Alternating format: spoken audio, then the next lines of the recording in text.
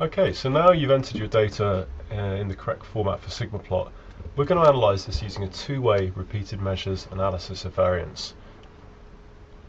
So as we discussed in the class, this is a two-way repeated measures analysis of variance because we have two factors, group and interval.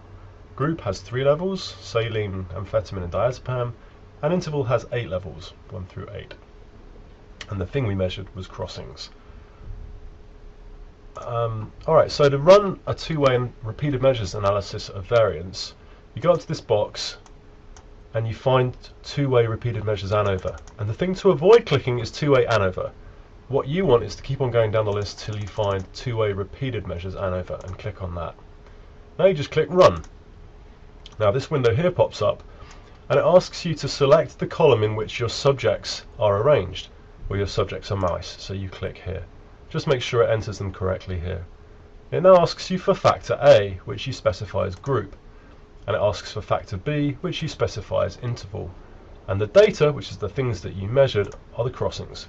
And that's all you need to enter in this box. It actually doesn't matter whether you specify group as factor A or factor B, or interval as factor A or a B. It'll figure out which one the repeated measure is, or the repeated factor. So now go ahead and click Finish. And you get a little warning message. So what it's telling you here is that the normality test failed. And this is okay. Just click Continue. And you now get these multiple comparisons options. So what you see here are the key results. So you can see here that there's a significant effective group. So this tells you that either your saline or your diazepam or your amphetamine animals group differed. And it also tells you there was a significant effective interval.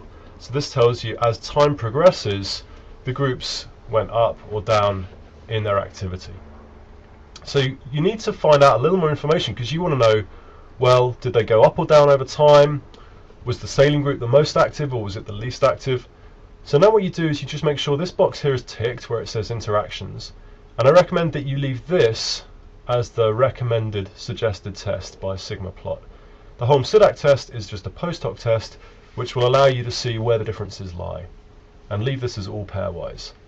So now we click Finish, and you'll see here this new window has popped up. So your original data is in your data window. Here's your report.